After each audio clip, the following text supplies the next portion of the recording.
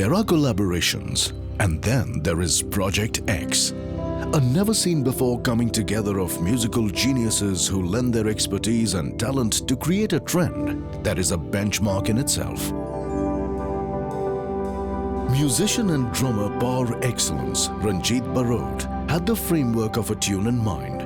What happened next? With the collaborative efforts of Oscar winner A.R. Rahman, the queen of Hindustani classical music Shiva, the king of commercial Bollywood successes Salim Merchant, and the musical genius of modern-day music Amit Trivedi. A song emerged, one that had the best of all the maestros. Project X is not just another collaboration, it is the collaboration.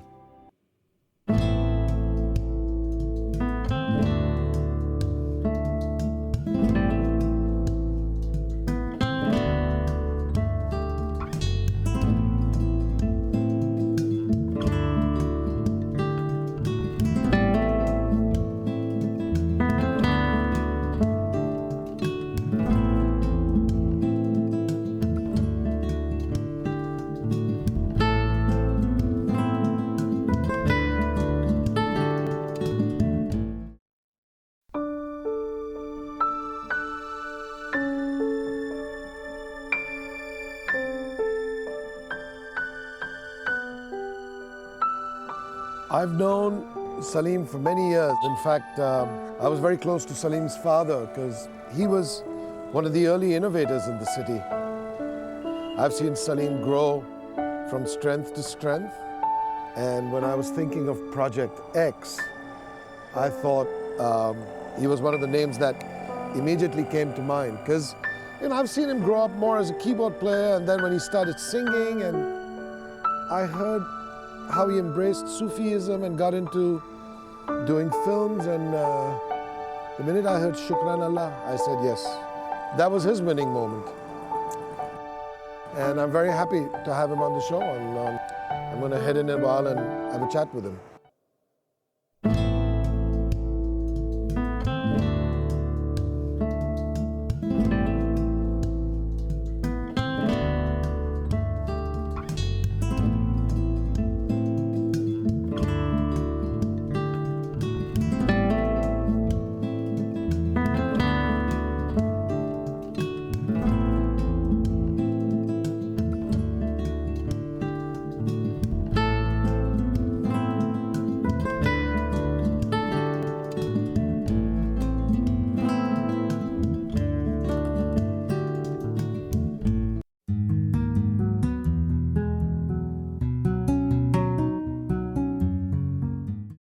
Thanks, Salim. Thanks for coming and it's really an honor. Hanging out. And, I mean, you've been to the studio before, but not in this capacity of us just hanging. And so we're going to start by. I didn't know you were born in Gujarat.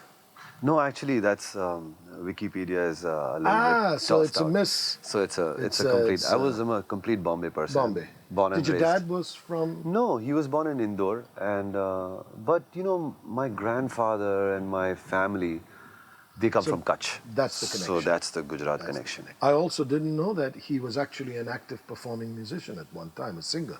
Your dad? Yes. Before he actually stepped into music composition in the film industry, he was playing with Kalyanji Anandji. Oh. And he was playing saxophone. Yeah. While he was, with Kalyanji by sort of jamming, playing with him and stuff, he already started manufacturing bongos, which was a remake of the Remo bongos and stuff like that. And then he gave it to Kavas Kaka to try it out. Yeah. So would you say that largely your father was responsible for exposing you and your brother to music and really? I would say entirely. Entirely, right? Not largely. It was in the house. It was in the house. I mean, we never had cars and toy cars. And we had bongos and tambourines. So that's far out. As I was 3 or 4 and I could just kind of feel things around me, I had tambourines and bongos and that kind of thing.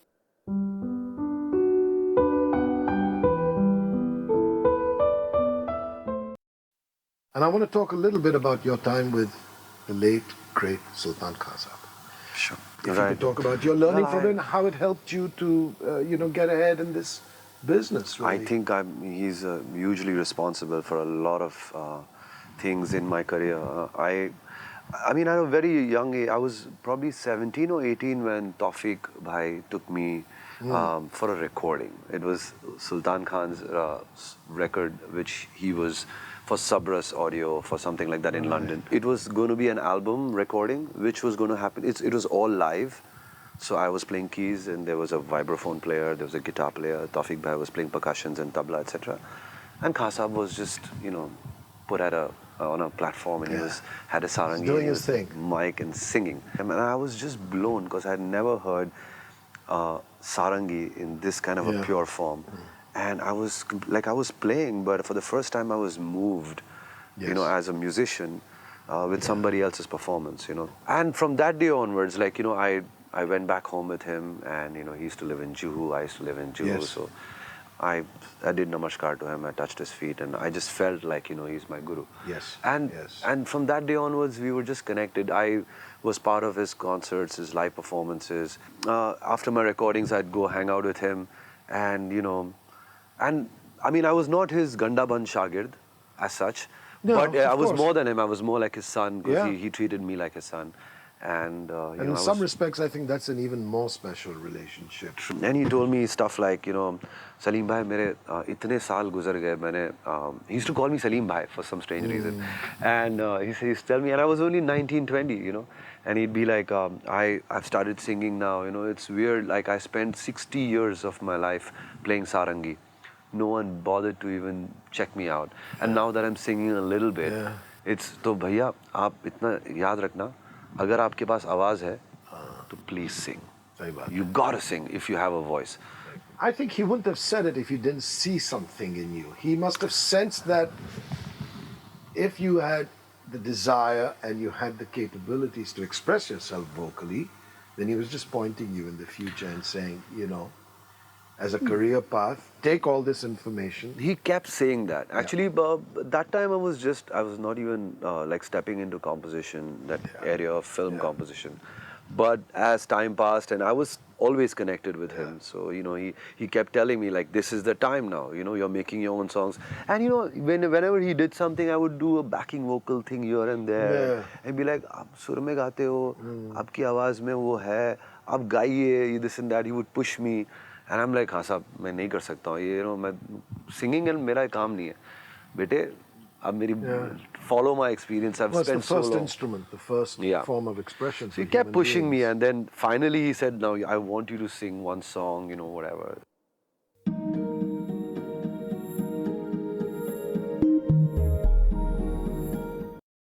Who was the first film that you got commissioned to write a song for? Was it Hamesha? No, that was a background score thing. This is Karan Johar's movie Kal. As in, it was produced by him. Yes. It was kind of weird. Actually, each time we made a song, I would kind of just sing it very softly and, not put a vocal at all down so that people don't know what my voice is, because it's very shy. But dheere dheere I started, putting my vocal down as a guide to the final. And enjoying vocalist. It. It's only when you start enjoying it. So then, that's what happened. That's when you enjoy it, then you want to sing. Those rough takes started becoming final, and they started getting better and better. And then I'd be like, okay, you know what? I think I'd really want the singer who I'd want to finally sing it, I would really want him or her to sing it like this. And then directors would tell me like, why do you need anybody? This sounds good. And you know what? I'm used to this. So let's leave this.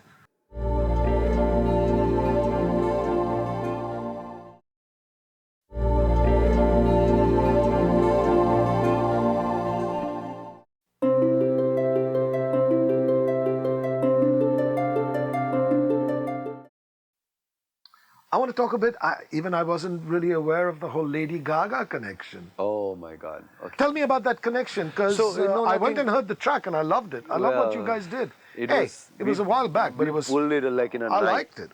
We pulled it in a night. So it was it's very straight up. Like the management called us and they said like, we'd like to do, so they obviously had Universal Music involved, and they did it through them. And they said like, we want a simple Bollywood version of Born This Way. So I said, okay, cool. So we wanted tomorrow. And I'm like, that's not going to be possible. It's 4 p.m. right now. no, but we want it tomorrow morning, so that'll be tomorrow night your time. So, and I'm like, क्या करे यार? एक simple ढोलक का groove लगा के देखते हुए this working on. Yes. It was very, very quick. It was a very, very quick job. Yeah. So we used some synths of their producers thing, which they sent us quickly. Yeah. And some stuff we did just cooked up in the studio. We programmed something. I called Sunil Das ji to play like a sitar riff. Yeah. And you know, it all happened in 4 hours. And you know, I was not even sure whether we're doing something right or what. Before we could even check and listen and feel the track, we had to mix and send it out. And they were happy with it straight off? They were ecstatic. Like we got a message from, I mean, she tweeted or something that, you know, and at that point her album was called Monsters or something like that. Right. And she said, I worked with 2 monsters back from India and you know, whatever. I mean, it was just kind of, it was very quick. It was very quick. But good. Nice and, one. all you monsters in India, this is going to be a banging track or something she tweeted like that and you know, whatever. And well, I was like, and I didn't have a clue how big she is. I honestly had heard of her. Because she's not part of our musical diet, so to speak. And thanks, yeah, exactly. You I know, was like, I've never heard her. I'd never heard her music. And your experience of working in that world and even the Hollywood movie Soul? I really like the way they work. It's a lot of teamwork, which is really nice. So this opera thing which we wrote for 15 minutes, it was only written on a piano, and I just sang the basic stuff just on piano and voice. That's it. And I sent them a MIDI file, they orchestrated everything. They got the singers, they got the vocal coaches, they got the vibe, they got the accent, they got everything, because it needed a sort of a Hindi accent. You know? So they worked on everything. They had supervisors and everything.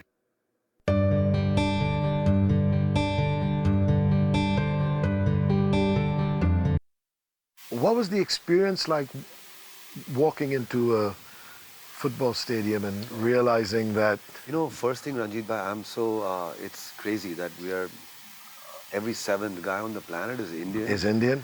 And we are a billion of us just in India. More power to us, baby. But there were so many Indians in Johannesburg. When we went for FIFA 2010, and people were just cheering because the song was playing on the radio all the time.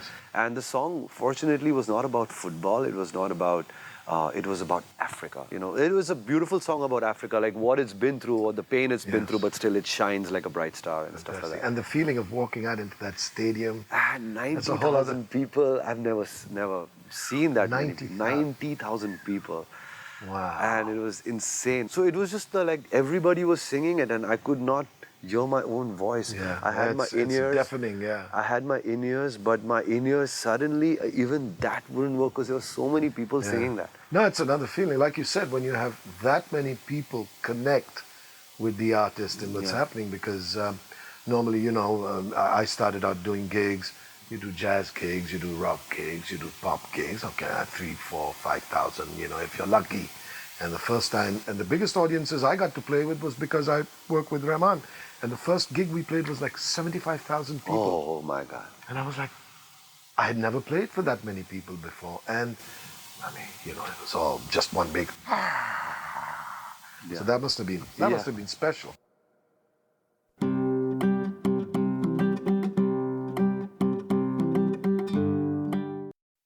I want to end with you to leave us with a sense of what music not means to you, but how fulfilling it is at this point in your life, how much more it can be, what more you desire, where do you want to take it, what are the other dreams that you have. So I want you to leave us with an idea of what your thoughts on that are. There's a huge change, I feel, which is happening and in our industry, and I think all the music that was created earlier on, even till now, it was all film music. Like, we didn't have a music industry.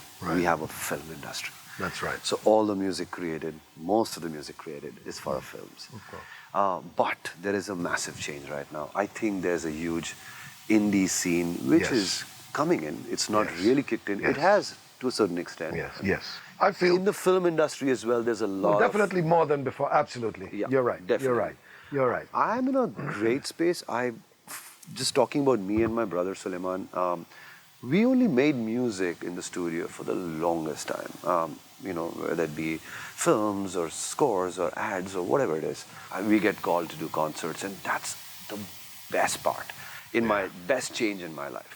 Being able to share that on stage. Able to give love to our people who've given us so much love. Yeah. When you just like, shukran, just sing one song and people like, it's the best feeling. I never imagined I could have ever touched people like that. Yes.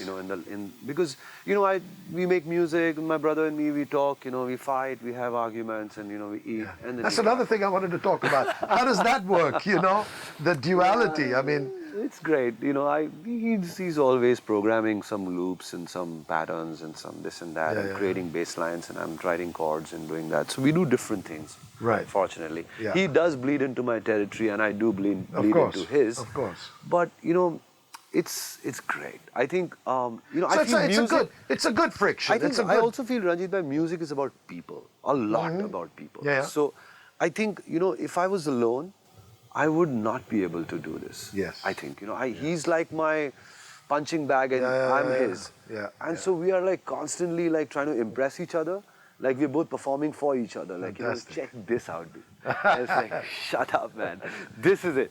So that's what keeps us going. That's lovely. And it's been 22 years or something that we've been doing music together. That's lovely. And so it's a great feeling. Wonderful. But a lot. I have to just end it with say one thing that I've realized that our music has a lot of devotional quality as well. Like certain songs of ours have become, have touched people in a beautiful way because it has a devotional quality. And I am actually the next year, which is like starting from now, I'm really concentrating on making devotional music. So that's the plan. That's the plan. Great, and that's part of the growth that you are experiencing as a musician and a human being. Yeah, I am. This is the change as a human being. Wonderful. I feel like I need to give back. Yeah. So it was nice to catch up because we haven't hung out for a while. I know. And it was really nice to catch up. Do you really need to cut? I can go on and on. This is true. We can have a part 2. We don't have to end it here. And next time we got to get your brother on. Of course. We got to get your brother on. For sure. We're going to take a quick break, grab some chai, and then we're going to go make some music.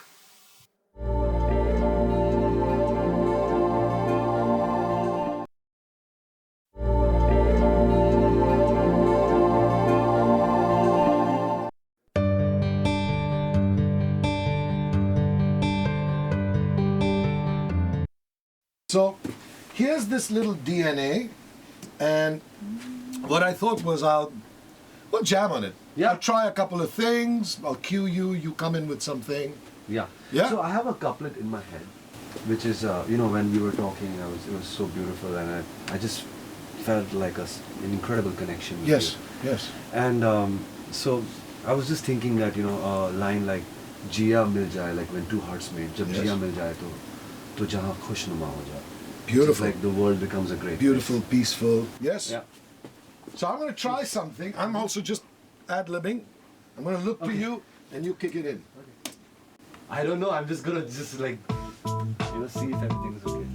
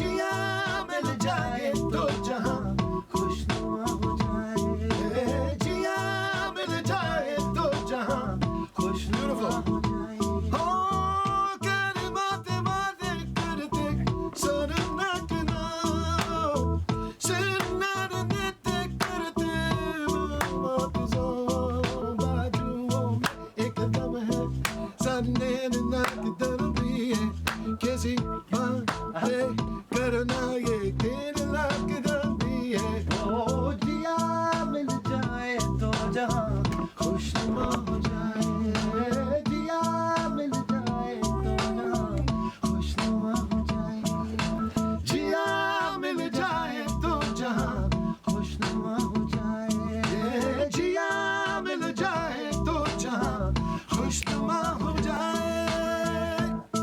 Nice, huh? What do you think? What do you think? I love it. I love it. I think it's a great starting point nice, for a be nice. very, very killer But track. yeah, we can kind of stack it No, up we'll and mess then- with it. We'll do harmonies. Yeah.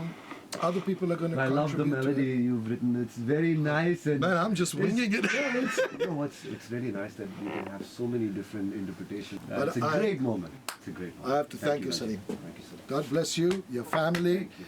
and we should not take so long To meet. to meet. Well, you know, Food, drink, hang out, and That's meet the right. family. And I wish you and we'll Suleiman definitely meet quicker than you think we will now. done, Yeah, done, sooner done. than you think. But thank you for coming. Thank and you for having me. I wish you all the success, brother. Thank you. All so the much. success. Thank you. Need your blessings. God bless you. Thank you. God bless you. God bless you. Thank you. Thank you, guys. So that was a lot of fun, and I wrote a verse, and Salim came in with the line. It's going to be great, this track for Project X. I'm sending him the files. He's going to play some harpeggi and work his magic. I think it's going to be great.